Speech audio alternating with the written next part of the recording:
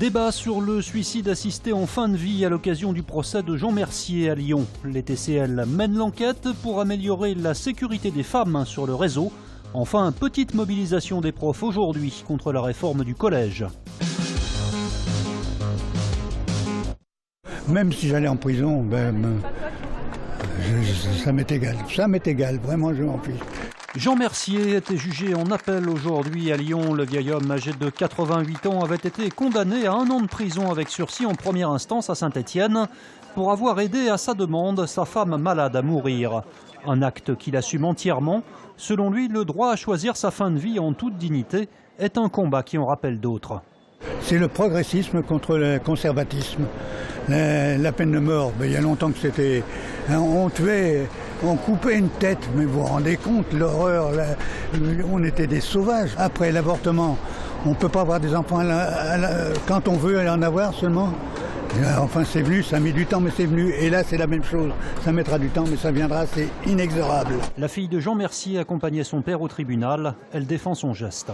Oui, quelque part c'est un geste d'amour, mais c'est d'abord un geste de respect. C'est-à-dire que quand on s'est fait une promesse, et quand on tient à ses promesses, quand on est quelqu'un qui tient ses promesses, voilà, on fait ce qu'il y a à faire.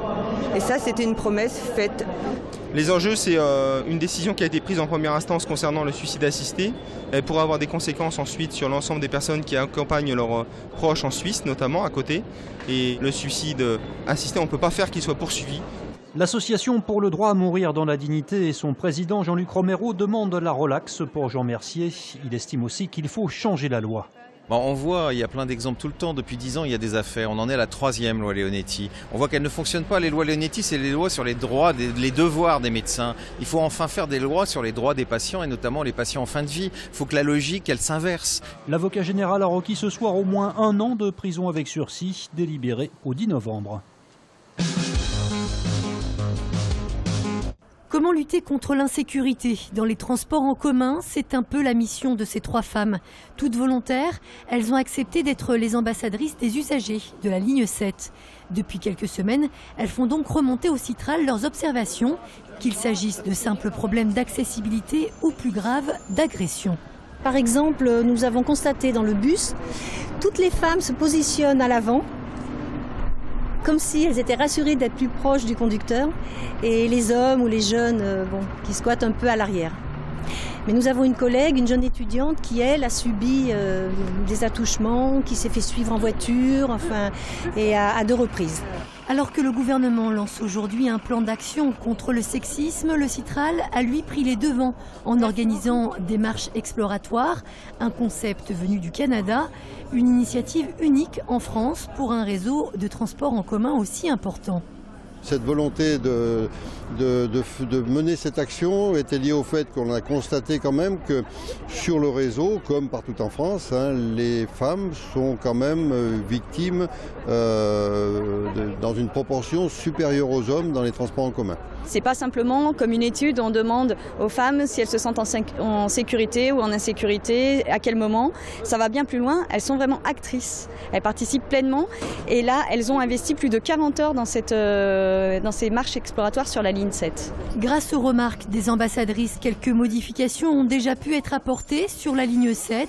L'expérience sera prochainement renouvelée, cette fois sur la ligne C14. Ce qu'il faut savoir, c'est qu'une mobilisation de rentrée, c'est parfois très compliqué. C'est moins les chiffres, nous, que l'état des lieux qui se fait actuellement. Faible mobilisation des enseignants aujourd'hui. Il n'était guère plus de 200 pour une première manif de rentrée. Le rectorat a compté 3% de grévistes dans les collèges. C'est précisément les collèges et leurs réformes qui sont à l'origine de ce mouvement.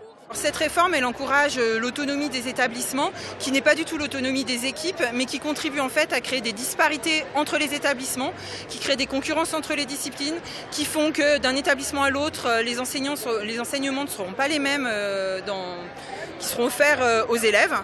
C'est des attaques sur des disciplines. Alors on a pointé les bilangues, les langues anciennes. En plus de ça, on a les nouveaux programmes qui tombent en même temps. Donc c'est un peu, excusez-moi, du foutage de gueule, quoi. On fait croire aux enfants qu'on leur donne des conditions pour bien bosser et en fait, rien n'est fait pour que ça fonctionne. Donc aujourd'hui, l'Olympique Lyonnais va devenir partenaire majeur du club. Donc c'est le plus haut niveau de partenariat que le club aujourd'hui peut proposer. L'annonce officielle a eu lieu ce matin. Le club de hockey lyonnais, le LHC, vient d'établir un nouveau partenariat avec l'OL qui va contribuer à hauteur de 8% dans son budget. Aujourd'hui, le budget du club est d'1,4 million pour la saison qui vient. Si on voulait passer un pas supplémentaire et tendre vers un budget qui nous permette de légitimer les plus hautes places de la Ligue Magnus, il fallait qu'on développe des synergies. Je pense que le partenariat que nous avons signé et que j'espère prolonger permettra au Lyon Hockey Club de pérenniser sa présence déjà dans la Ligue Magnus, qui est une ligue extrêmement intéressante, et puis au gré de la relation, faire en sorte de donner les moyens pour devenir parmi les meilleurs, et donc il faudra probablement 2-3 ans pour que nous atteignions cet objectif.